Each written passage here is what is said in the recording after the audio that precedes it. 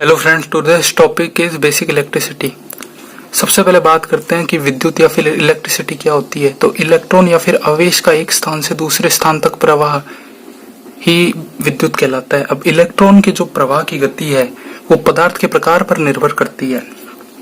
फिर आता है विद्युत के प्रकार यानी टाइप्स ऑफ इलेक्ट्रिसिटी, जो कि पहला इसके दो प्रकार होते हैं। पहली होगी स्टैटिक यानी कि स्थिर विद्युत, सेकंड होगी डायनेमिक यानी कि गतिशील विद्युत। अब जो स्थिर विद्युत है इसकी खोज करी थी थैलस ने, और जो डायनेमिक यानी गतिशील विद्युत है इसकी खोज करी थी वोल्टा ने। वोल्टा वही वोल्टिक सेल वाले। अब बात इसमें कुछ पेपर में जो आता है उसके लिए इम्पोर्टेंट चीज ये है। अब जैसे हम बोलते हैं, जैसे एम्बर की छड़ को हमने चमड़ा पे रगड़ा तो इस पे हुआ क्या, किस पे पॉजिटिव चार्ज आएगा और किस पे नेगेटिव चार्ज आएगा।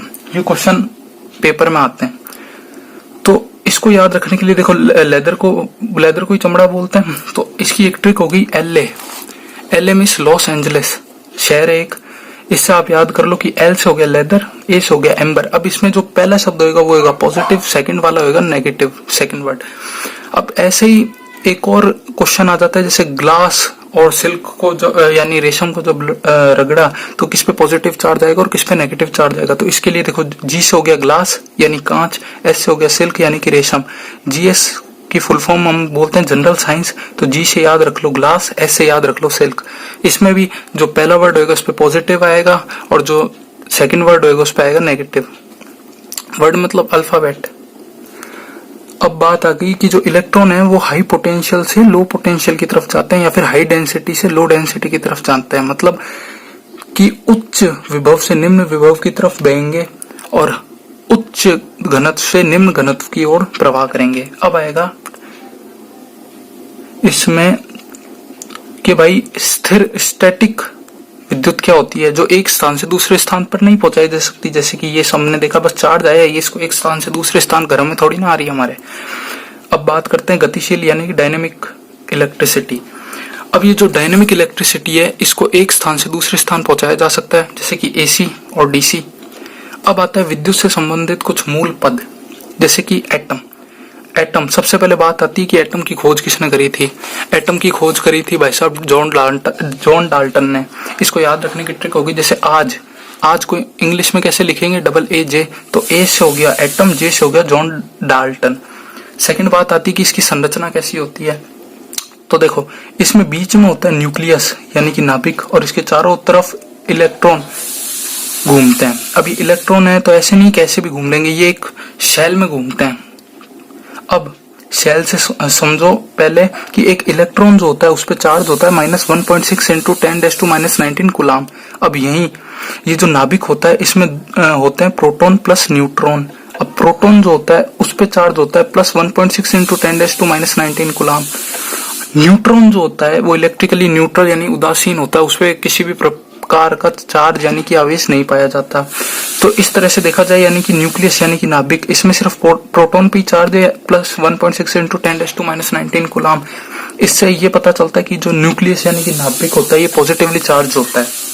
अब इसके चारों तरफ इलेक्ट्रॉन मूव करते हैं, ठीक है। एक बात और, अब बात आती है कि जो इलेक्ट्रॉन होते हैं ना ये बहुत तेज स्पीड से मूव करते हैं। इनकी जो गति होती है लगभग होती है लाइट की स्पीड के बराबर, यानी कि 3 × 10⁸ मीटर पर सेकेंड।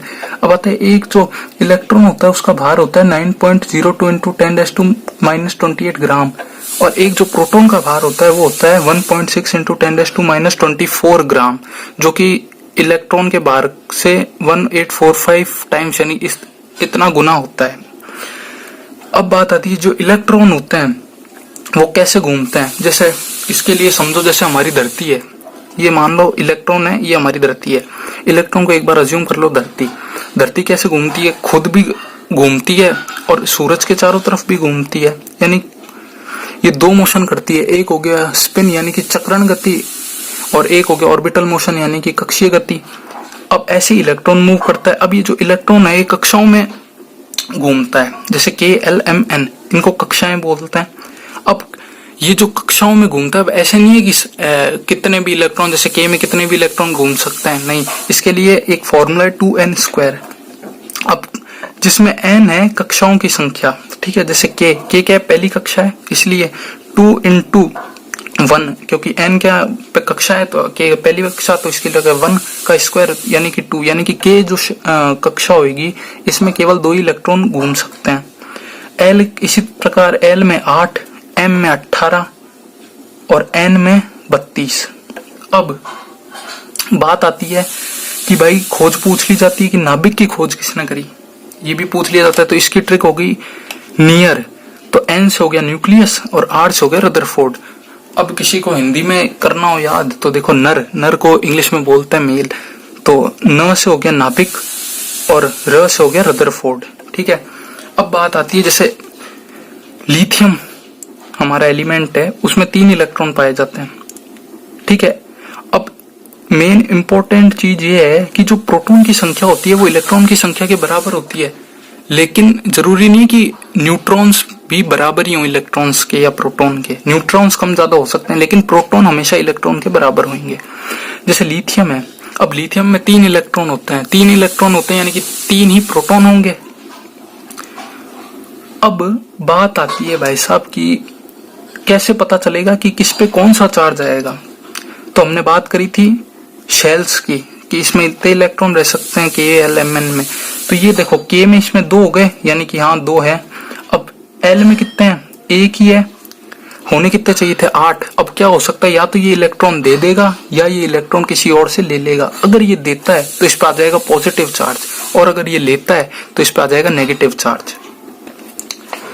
अब इस बात आएगी जैसे ये मान लो परमाणु क्रमांक क्या होता है। परमाणु क्रमांक होता है प्रोटॉन्स, नंबर ऑफ प्रोटॉन्स यानी प्रोटॉन्स की संख्या। परमाणु भार होता है प्रोटॉन्स प्लस न्यूट्रॉन्स।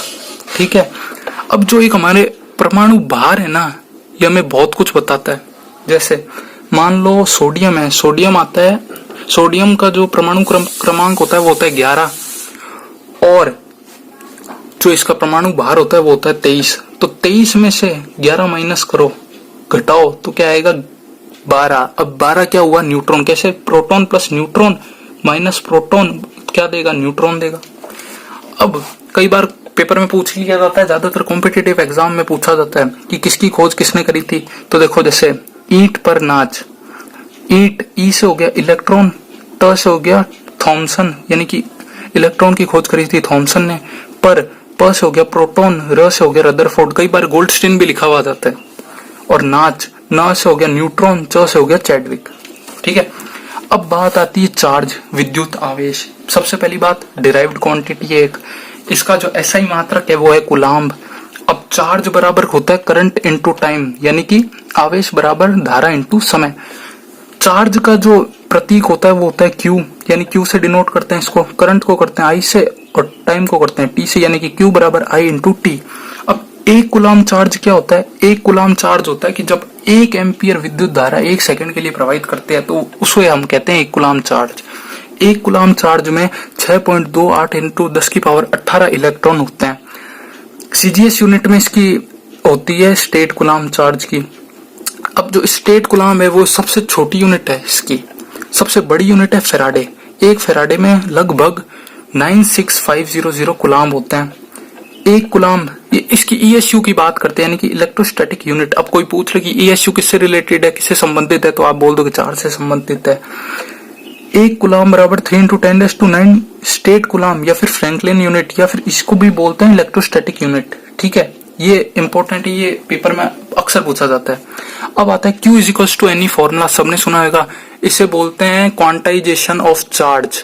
ठीक है, जिसमें Q हो गया आवेश, N हो गया कोई इंटीजर और E हो गया इलेक्ट्रॉन पे आवेश। अब इसकी एक मेन बात है कि जो हमेशा जो चार्ज होएगा ना किसी भी बॉडी पे, ये इंटीजर इंटीग्रल की फॉर्म में होएगा। कैसे, इसके लिए एक एग्जांपल लो। E इलेक्ट्रॉन पे चार्ज होता है 1.6 इंटू 10⁻⁹ कूलाम्ब। हमने 2 चार्ज माने, एक चार्ज माना कि 1.6 इंटू 10⁻⁹ कूलाम्ब, एक माना 1.6 इंटू 10⁻20 कूलाम्ब। क्वेश्चन फर्स्ट ये हो गया फर्स्ट क्वेश्चन, ये हो गया सेकंड क्वेश्चन। जब Q की वैल्यू हमने मानी 1.6 इंटू 10⁻⁹ कूलाम्ब और इसको फॉर्मूले में पुट करा तो N की वैल्यू आई 1। जब हमने Q की वैल्यू मानी 1.6 इंटू 10⁻20 कूलाम्ब तो इसका आंसर आया 1/10 एन की वैल्यू आई मतलब 1/10 या फिर आया 0.1, ये कभी भी पॉसिबल नहीं होगा। यानी कि किसी भी बॉडी पे जो चार्ज होएगा वो हमेशा इंटीजर यानी कि एक पूर्णांक होगा, जैसे 1 2 3 4। कभी ऐसा नहीं होगा कि भिन्न में यानी फ्रैक्शन में हो वैल्यू या फिर पॉइंट में हो, डेसिमल्स में हो, ऐसा नहीं होएगा। नेक्स्ट वीडियो में अपन बात करेंगे इलेक्ट्रिकल टर्म्स जो कि रिलेटेड होती हैं इलेक्ट्रिसिटी से। Thank you.